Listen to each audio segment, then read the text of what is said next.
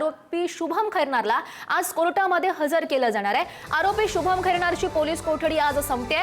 देशभरात खळबळ उडवून देणाऱ्या नीट परीक्षा पेपर फुटी प्रकरणातील मुख्य संशयित आरोपी शुभम खैरनार याची पोलीस कोठडी संपत असल्यानं त्याला आज कोर्टामध्ये हजर केलं जाणार आहे। सीबीआयनं या घोटाळ्यामधील मोठ्या कटाचा छडा लावण्यासाठी आणि इलेक्ट्रॉनिक पुराव्यांची पडताळणी करण्यासाठी कसून चौकशी सुरू केली आहे आणि याच प्रकरणातील आर्थिक गैरव्यवहार आणि इतर सहकाऱ्यांचा शोध घेण्यासाठी पोलीस कोठडी वाढवून मिळण्याची शक्यता आहे। कोर्टाच्या आजच्या निर्णयाकडे सगळ्यांचं लक्ष असेल।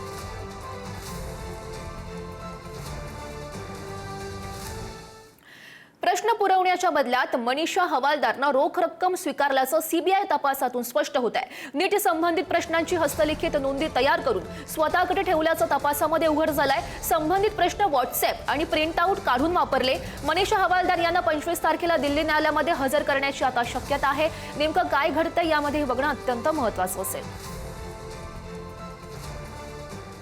तर फिजिक्स विषयाच्या नोट्स होत्या त्या आरोपी मनीषा हवालदारनं चक्क जाळून टाकल्या। सीबीआयच्या तपासातून ही धक्कादायक माहिती आता समोर येते।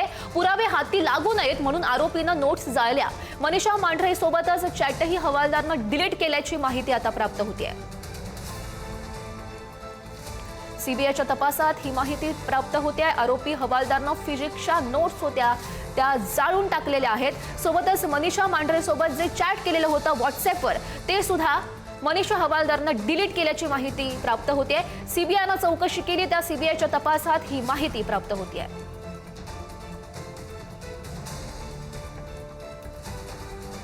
पुरावे हाती लागू नयेत म्हणून आरोपीनं नोट्स जाळलेल्या होत्या। फिजिक्सच्या नोट्स जाळून टाकलेल्या होत्या आणि सोबतच मनीषा मांढरे सोबत जे चॅट होतं ते सुद्धा मनीषा हवालदारनं डिलीट केल्याची माहिती प्राप्त होते।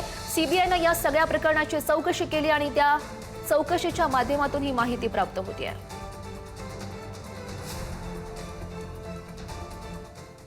नीट परीक्षा घोटाळ्याचे केंद्रबिंदू पुणे असल्याचं आता स्पष्ट होत आहे।